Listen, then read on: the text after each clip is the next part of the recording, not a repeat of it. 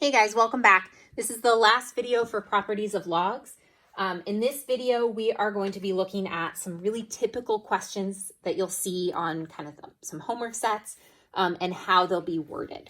So you'll often see things that say expand each expression, and what that means is make it as long as possible or really like separate everything out so that we have the most basic logs that we can. So in this case, I have log base 3 of the square root of a. So I want to start by rewriting the square root of a as an exponent. So that is a to the 1/2. So I have log base 3 of a to the 1/2. This is now an exponent, so I want to bring this down. So this is 1/2 times log base 3 of a. I used the power property, and I ended up getting this. So over here on this, if we are going this direction, we are expanding for all of these. From the left side to the right, we are expanding. If we are going from the right side to the left, we are condensing. So in this case, we are expanding. We want to go from these statements to these. So here I have log base 6 of 3 times u to the 4th. We need to make sure that if we are going to use the power property, that the power property applies for everything that is currently inside the log. In this case, the 4th power only applies to u, so we need to make sure that we separate the 3 from the u to the 4th first. So I'm going to do that using the product property, going from left to right on that table here. So log base 6 of 3 plus log base 6 of u to the 4th. Now this 4th power is applying to everything that's in here, so I can use my power property to bring it down front. Log base 6 of 3 plus 4 log base 6 of u. So these are fully expanded expressions. You may also be asked to condense, which is we're looking at expressions on the right and we're going towards expressions on the left. So I have log base 3 of x divided by 2. The first thing I want to do here is change this division to a multiple. So dividing by 2 is the same thing as multiplying by 1/2.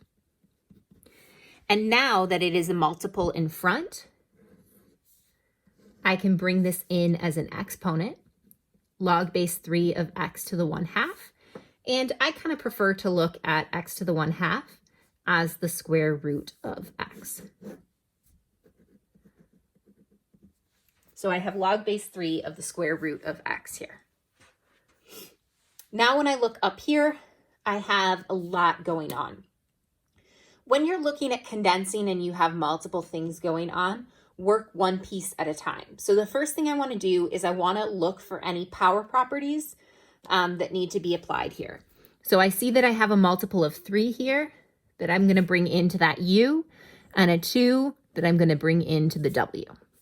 So this becomes log base 8 of u cubed minus log base 8 of v plus log base 8 of w squared.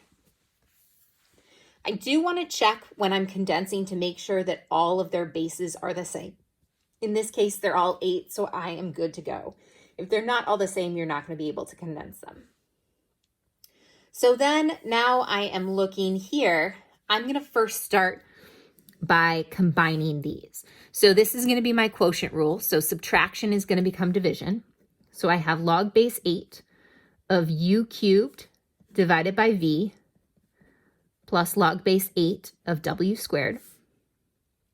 And now I'm going to combine these using my product rule. Addition becomes multiplication.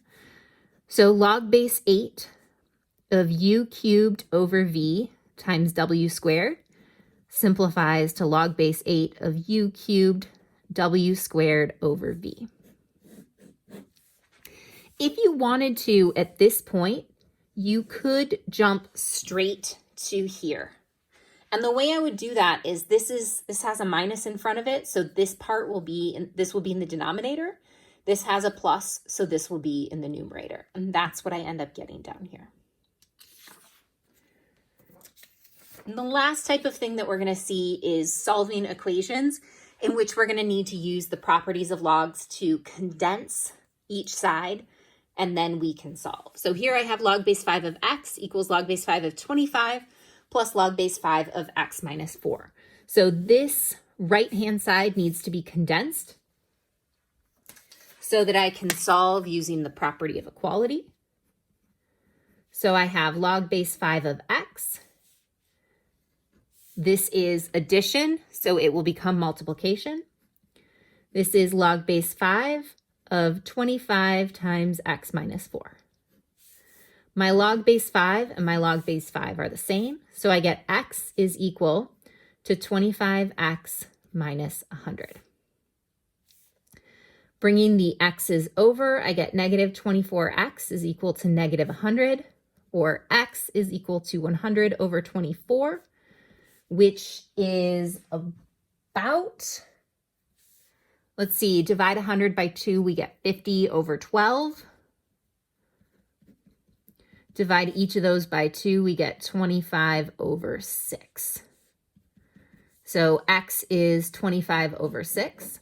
And when I check that in each of these, because we always have to make sure we check our domain restrictions on these.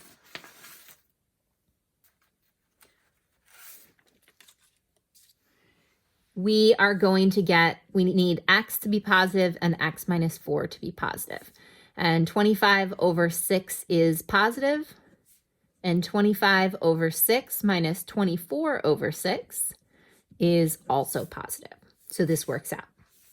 Down here, I'm going to need to condense the left side, but we are not going to be using the property of equality here. We're going to use the definition of logs to solve this. So I am going to first bring this 2 inside. So I have log base 7 of 9 plus log base 7 of 2, or of x squared. This 2 as a multiple becomes an exponent inside is equal to 2. I now have the product property, addition outside becomes multiplication inside. So log base 7 of 9x squared is equal to 2. I'm going to rewrite this using the property of logs, or using the definition of logs. So 7 squared is equal to 9x squared, or x squared is equal to 49 over 9. Take the square root of both sides, and I get x is equal to plus or minus 7/3. But I need to check my domain restriction to make sure x is positive. So 7/3 is positive. Negative 7/3 is not positive. So this is only x is equal to positive 7/3.